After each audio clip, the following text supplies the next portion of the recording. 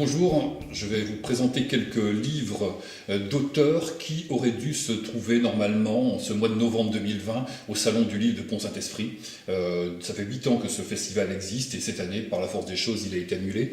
La médiathèque est partenaire tous les ans du festival. On devait recevoir une lecture dessinée avec Kochka entre autres. Et voilà, donc on va vous présenter quelques auteurs qui devaient être présents et je vais commencer par Igor Grand. Igor Grand, c'est un auteur d'origine russe qui vit en France maintenant depuis très très longtemps, qui a écrit depuis 15-20 ans des romans chez POL. Et il a écrit un livre sur sa famille, comme plein d'autres. Mais lui, c'est très très particulier parce que sa famille, c'était des dissidents soviétiques qui ont dû fuir, enfin qui ont été plutôt expulsés du RSS dans les années 70.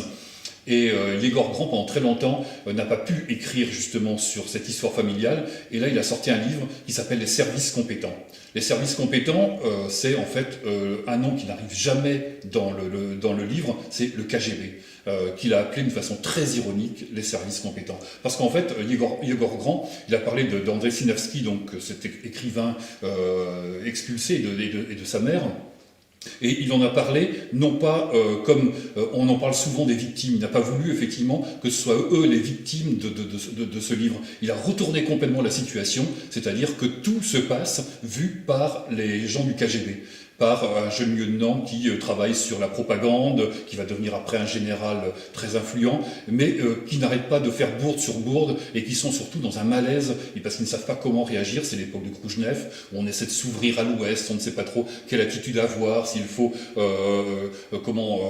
aller contre les dissidents, laisser tout de même une petite marge. Et ce roman raconte ça et c'est absolument extraordinaire. C'est-à-dire que c'est un livre qui est à la fois une bouffonnerie quelquefois, c'est grotesque même à certains moments, mais en même temps c'est très très sensible et parce que Igor Grand a une distance, un humour qui lui permet de faire cela. Et il y a la première scène, rien que la première scène, essayez-la. Il y a des gens du KGB qui arrivent, la mère de Igor Grand le tient dans les mains, il a 2 ans à ce moment-là, et ils essaient de savoir où est Siniavski. Et la mère va réussir à les manipuler, à les transformer, à les retourner d'une façon étonnante avec énormément d'humour. Quand on a lu ce premier chapitre, on ne quitte pas ce bouquin. Il est absolument extraordinaire. Donc ça s'appelle Les services compétents de Igor Grand chez POL. Voilà. Alors, ensuite, un autre roman, là cette fois-ci c'est une romancière française, Marie Nimier. Marie Nimier qui écrit depuis une bonne vingtaine de bouquins à peu près, beaucoup chez Gallimard, et des romans, mais aussi des livres pour la jeunesse. Et là, son dernier livre s'appelle Le Palais des Orties.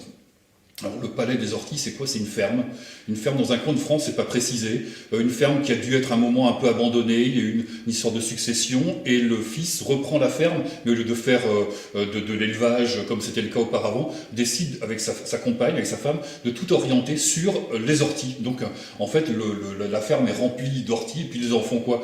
Du purin d'orties, ça c'est le plus connu, mais aussi des tisanes, mais aussi de la soupe et de pas mal d'autres choses encore. Et donc ils vivent plus ou moins bien avec leurs deux ados. Et comme ils ont du mal à s'en sortir, vu que le travail est important, ils ont demandé l'aide d'une woofeuse. Les woofeuses, les woofers sont des personnes qui viennent dans les fermes, qui sont logées, nourries, et qui donnent un coup de main, effectivement, quelques heures par jour, et en même temps, du coup, découvrent le métier de l'agriculture. Et là, la jeune woofeuse, qui s'appelle Frédéric, c'est quelqu'un qui va révolutionner leur famille. C'est une jeune fille qui arrive, qui est bronzée, en short, d'une sensualité extraordinaire, et tout va être basculé. Même les animaux, même les chiens s'adaptent très facilement et vont vers elle. Et la mère de famille pense qu'effectivement, elle risque d'avoir des crises de jalousie parce que son mari regarde cette jeune femme, et en fait c'est elle progressivement qui peut-être va être retournée aussi par cette woofeuse. Et ça va aller crescendo jusqu'à une fête, un bal dans le village qui va être un peu, je dirais, une sorte de petit apocalypse dans cette vie qui aurait pu être très tranquille. Et c'est raconté avec beaucoup de fluidité, avec beaucoup de charme, avec beaucoup d'intelligence, un regard très particulier sur le monde agricole actuel, et surtout un livre très sensuel et pas simplement dans les pages, je dirais un peu érotique. Non, c'est une sensualité un peu générale. Voilà, c'est de Marie Nimier, ça s'appelle Le Palais des Orties chez Gallimard.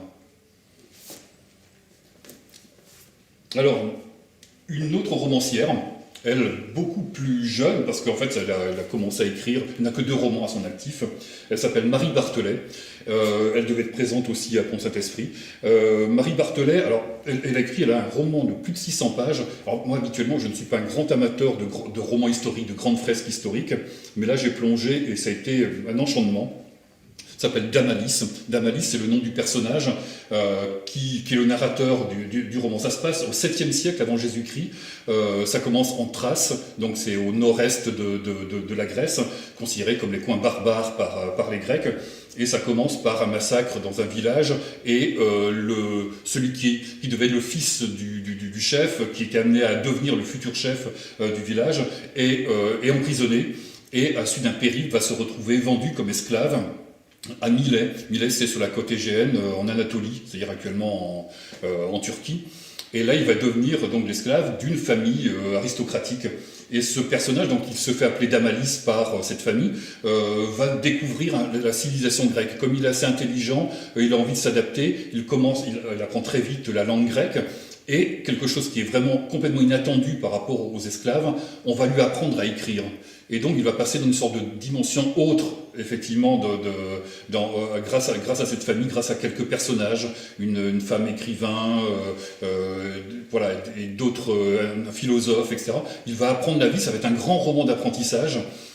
Et en même temps un grand roman d'aventure et une épopée parce que ça se passe effectivement dans un coin qui risque d'être envahi par des voisins, les Lydiens.